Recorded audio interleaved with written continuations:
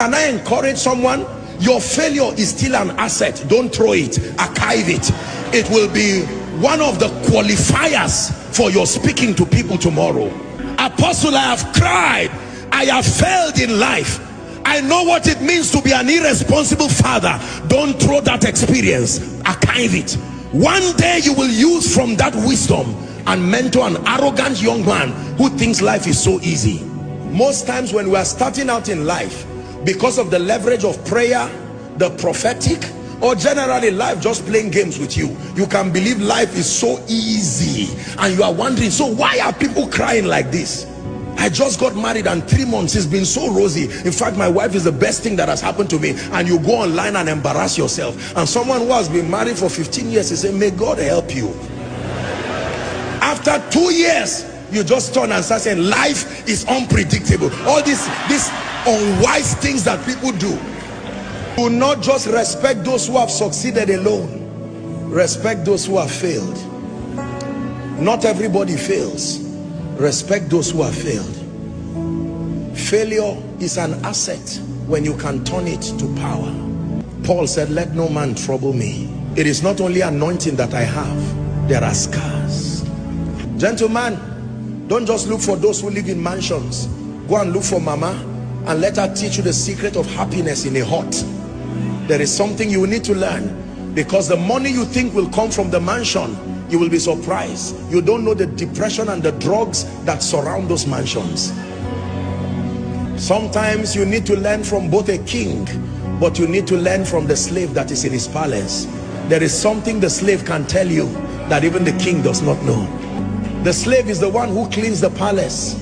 He knows what he has seen there. Why will the Lord speak to a young virgin through an angel and says, Mary, you are highly favored? And the next thing that follows that woman is pain, controversy. There was nothing in the life of Mary that I have seen that looked like favor. An angel comes from heaven and says, you are highly favored. I would expect the king to call her and say, I had a dream. There is free land for you. As soon as Jesus is born, you become tax-free. That sounds to me like favor.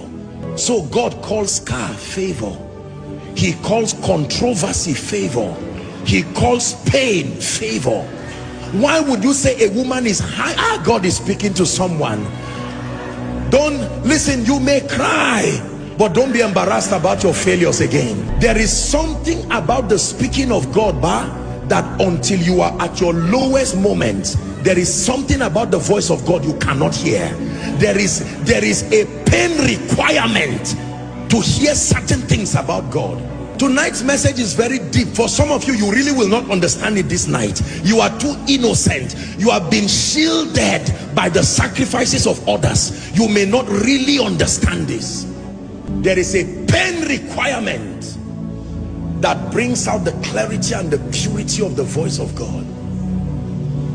There is a way a man of God fails and fails and fails in ministry, that he goes back and he says, Lord, teach me.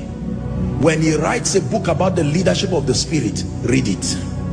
That pain has purified any flesh and the need to make a name. It's gone. That is the reason why when people go through things and they come out of it, they usually come out with an anointing. Barren for 16 years, laughed at by people. As she gets triplets, it's not only children she got. The day she speaks over you, she will terminate barrenness in a moment, because every time she sees you like the high priest, she's touched with the feelings of your infirmity. Let me tell you the truth. You see, many of you see today that I pray for people and I'm just speaking and you see the power of God. It's not only prayer and anointing, no. There is a pain requirement that has reached down to the bowels of power and has drawn genuine, authentic spiritual power.